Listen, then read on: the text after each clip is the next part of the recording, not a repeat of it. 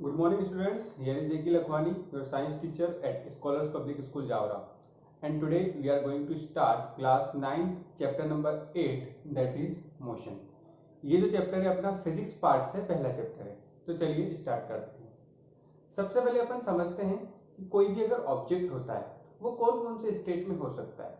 कोई ऑब्जेक्ट है वो सिर्फ दो स्टेट में हो सकता है, या तो वो रेस्ट पर हो सकता है या वो मोशन में हो सकता है। रेस्ट का मतलब क्या हुआ कि ऑब्जेक्ट, मान लीजिए कि एक ऑब्जेक्ट कहीं पे खड़ा हुआ है, मान लीजिए ये एक पॉइंट है ए, इस ए पॉइंट पर कोई ऑब्जेक्ट खड़ा हुआ है, ठीक है। अब क्या हो रहा है, टाइम चेंज होता जा रहा है, लेकिन इस ऑब्जेक्ट जो यहाँ पे ए पे खड़ा हुआ उसकी पोजीशन में कोई भी चेंज नहीं आ रहा है। मतलब टाइम के कुछ टाइम निकलने के बाद भी वो ए का ए पर ही खड़ा, मतलब कोई भी उसकी पोजीशन में चेंज नहीं आया, तो अपन क्या बोलेंगे, ऑब्जेक्ट कहाँ पर है, रेस्ट पर है। जैसे मान लीजिए मैं यहाँ पे खड़ा हूँ स्टेशनरी, अगर मैं यहाँ ऐसा का ऐसे ही खड़ा रहूँ तो क्या बोला जाएगा कि मैं कैसे हूँ, रेस्ट पर हूँ। तो सबसे पहले अपन रेस्ट को डिफाइन कर देते हैं।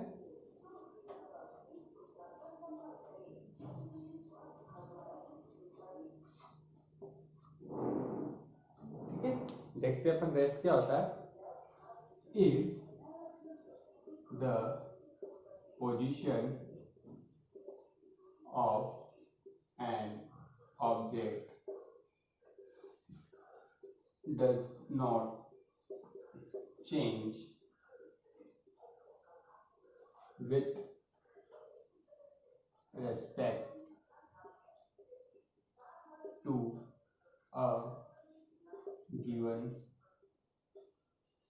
reference point, then object is said to be at rest। मतलब क्या हुआ इसका कि कोई ऑब्जेक्ट है, उसकी पोजीशन में कोई भी चेंज नहीं आ रहा है with respect to given reference point. जैसे यहाँ पे मैंने ए पॉइंट लिया था, तो ये क्या हो गया, मेरा रेफरेंस पॉइंट हो गया, जिसको अपन ओरिजिन मान के चल रहे हैं। उस रेफरेंस पॉइंट से अगर ऑब्जेक्ट में कोई भी चेंज नहीं आ रहा है, मान लीजिए कि ये यहाँ पे डिस्टेंस है, ठीक है, ये यहाँ पे ए है, ये बी हो गया, यहाँ पर सी हो गया, ये डी हो गया, ठीक है। अब जब स्टार्टिंग की अपन ने तब ऑब्जेक्ट ए पर था, मैंने 10 सेकंड के बाद देखा तब भी ऑब्जेक्ट मेरे को ए पर ही दिख रहा है, 20 सेकंड के बाद देखा तो भी मेरे को यहीं पे दिख रहा, मतलब वो कोई भी मूवमेंट शो ही नहीं कर रहा है। जैसे मैं यहाँ पे खड़ा हूँ तो मैं यहाँ का यहीं खड़ा हूँ, मैंने कोई भी मूवमेंट नहीं किया, तो क्या बोला जाएगा कि ऑब्जेक्ट काय पर है, रेस्ट पर है। सेकंड देखते हैं अपन मोशन कि मोशन क्या होता है।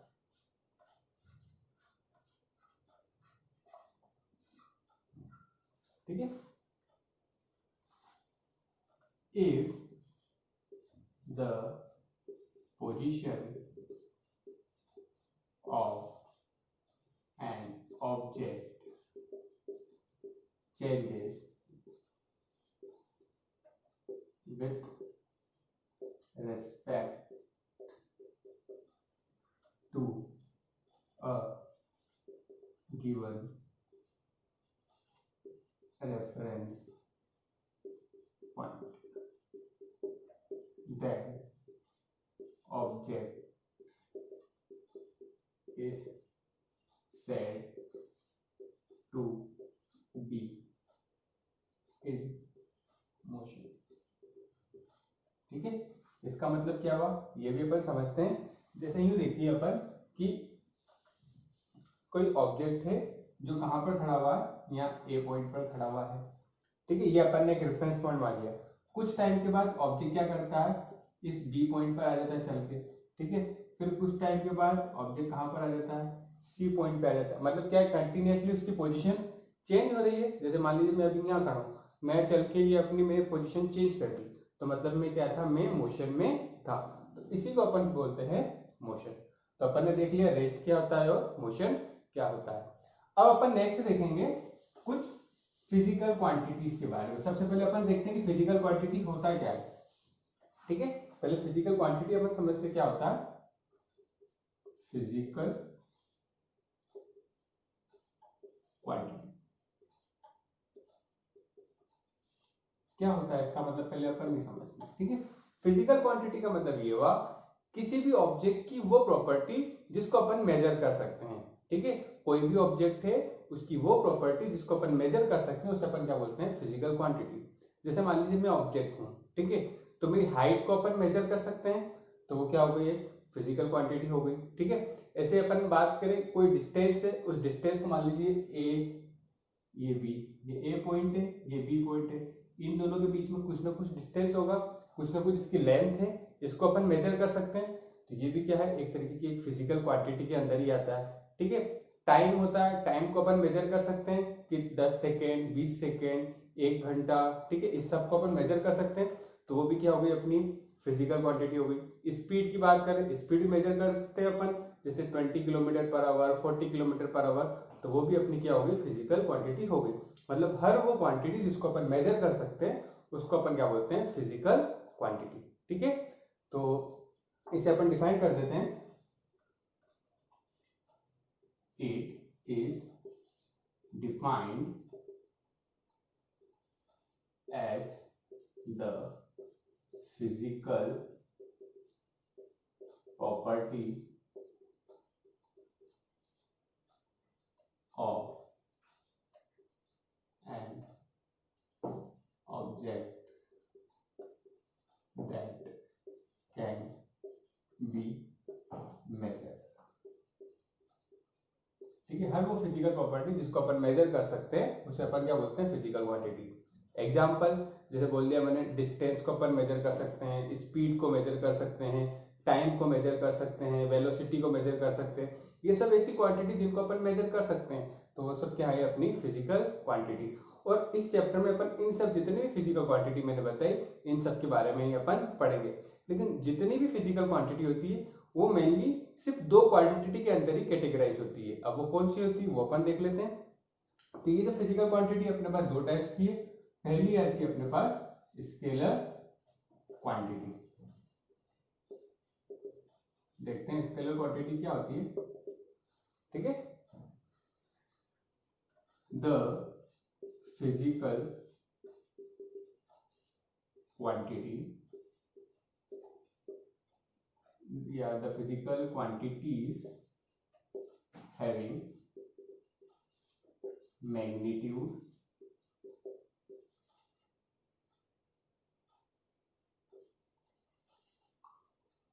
only but not direction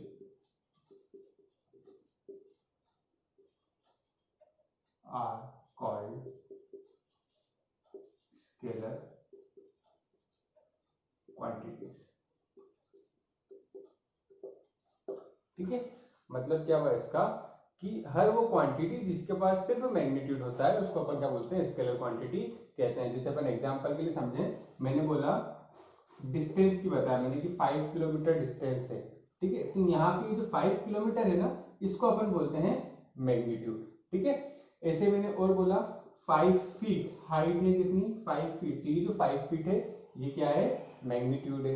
मैंने बोला 10 सेकेंड, ठीक है, तो जो 10 सेकेंड है ये क्या है, इसका मैग्नीट्यूड है, ठीक है। तो ऐसी क्वांटिटी जिसके पास सिर्फ मैग्नीट्यूड होता है, जैसे अपन ने बोला 5 किलोमीटर, 5 फीट या 10 सेकेंड, ये सिर्फ मैग्नीट्यूड है, इसमें किसी भी डायरेक्शन के बारे में अपन को नहीं पता पड़ा है, तो ऐसी क्वांटिटी को अपन क्या बोलते हैं, स्केलर क्वांटिटी। नेक्स्ट क्वांटिटी देखते हैं अपन। नेक्स्ट है अपने पास vector quantity. The physical quantities having magnitude as well as direction are called vector quantities,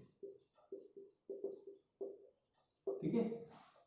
हर वो फिजिकल क्वांटिटी जिसके पास मैग्नीट्यूड तो होता है लेकिन उसके साथ साथ उसके पास डायरेक्शन भी होता है, उसको अपन क्या बोलते हैं, वेक्टर क्वांटिटी। जैसे मैंने बोला 5 किलोमीटर नॉर्थ, तो 5 किलोमीटर तो मैग्नीट्यूड हो गया, और नॉर्थ अपन को पता पड़ गया कि एक डायरेक्शन है, तो यहाँ से अपन को क्या पता पड़ गया, मैग्नीट्यूड भी है और डायरेक्शन है, तो ऐसी क्वांटिटीज को अपन क्या बोलते हैं, वेक्टर क्वांटिटीज। ठीक है, अपन दोनों के एग्जांपल देख लेते हैं। इसके यहाँ पे अपन ने नहीं लिखे थे, नीचे लिख देता हूँ एग्जांपल्स में।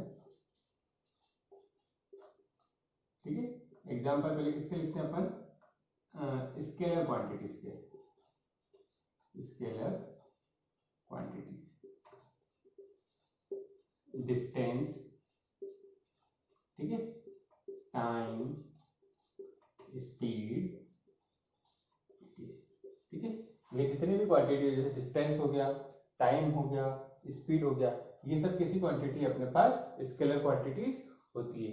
वहीं अपन बात करें वेक्टर क्वांटिटीज की,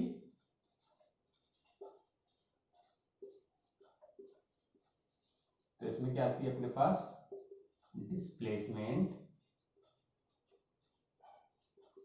वेलोसिटी, फोर्स, ठीक है, ये कौन सी क्वांटिटी होगी अपने पास, वेक्टर क्वांटिटी। वेक्टर में कौन कौन सी, डिस्प्लेसमेंट है, वेलोसिटी है, फोर्स है, एटसेट्रा। इन सभी क्वांटिटी के बारे में अपन आगे पढ़ेंगे कि ये क्वांटिटी क्या होती है, कैसे होती है, लेकिन वो अपन नेक्स्ट लेक्चर में देखते हैं। तो आज अपन ने क्या देखा कि कोई सा भी ऑब्जेक्ट के दो स्टेट हो सकते हैं, या तो रेस्ट में हो सकता है या वो मोशन में हो सकता है, उसे अपन ने डिफाइन भी किया। उसके बाद अपन ने फिजिकल क्वांटिटीज देखी कि फिजिकल क्वांटिटीज क्या होती है, कितने टाइप्स होते हैं, अपन ने टाइप्स देखे उसके। उसके बाद अपन ने उसी में देखा कि स्केलर क्वांटिटी क्या होती है, जिसके पास सिर्फ मैग्नीट्यूड होता है। फिर अपन ने देखा वेक्टर क्वांटिटी क्या होती है, जिसके पास मैग्नीट्यूड भी होता है और उसके साथ साथ डायरेक्शन भी होता है। तो आज के लेक्चर में इतना ही, थैंक यू।